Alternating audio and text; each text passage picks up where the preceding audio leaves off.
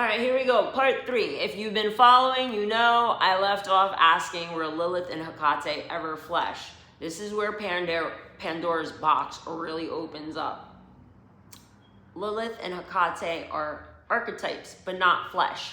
Lilith wasn't some woman walking in the garden. Hecate wasn't some Greek witch. They're archetypes, frequencies. Lilith equals sovereignty, rebellion, refusal to submit. Hecate, crossroads, shadow initiation. They weren't flesh like Yeshua, but they run through vessels across time. That's why people feel them. That's why I feel them. Witchcraft is the inversion, and let's call it what it is. Salem, that was empire fear programming. Kill the carriers of real current. Scare the masses away from source. Modern witch hacks, cinnamon, blowing cinnamon at your door, bay leaves with numbers, spell jars, that's not real current. That's watered down overlays. My soul doesn't gravitate to it because it remembers the difference. I work with candles, clearing energy, purging chakras. That's source aligned healing work. That's not spellcraft. There's a difference between all of this because there's source code and then there's man-made code on this.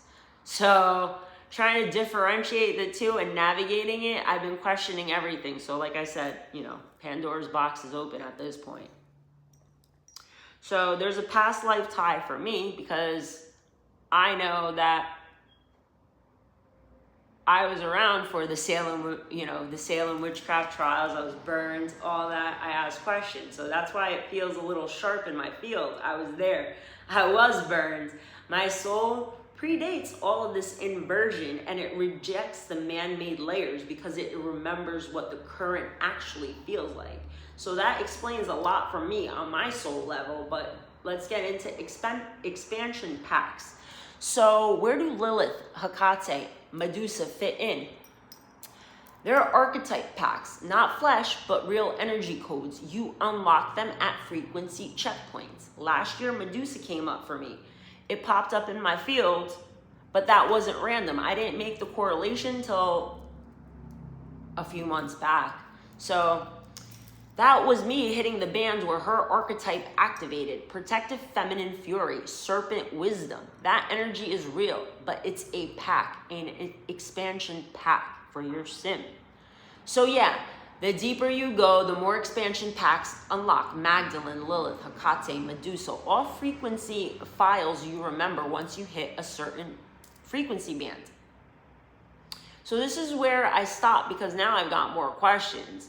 So who created these archetypes in the first place? If they predate humanity, where did they come from?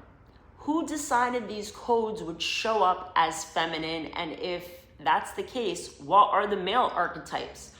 What's the male mirror of Lilith? What's the masculine frequency that matches Medusa? Because as above, so below, as within, so without. These are questions I'm sitting with now, and I'm not answering them yet because the next layer is still unfolding. But if what I said unlocks something in your brain, sit with it, ask your own questions because this isn't finished. Pandora's box is wide open, and if we share one consciousness, me unlocking certain things should be unlocking stuff within the collective. At least that's how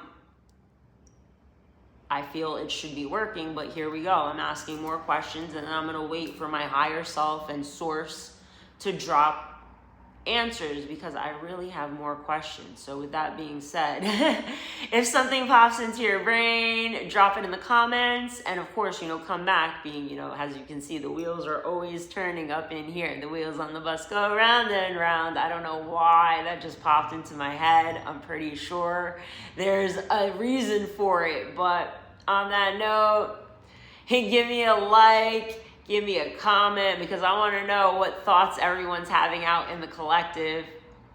I'm going to go ask some more questions and I shall return.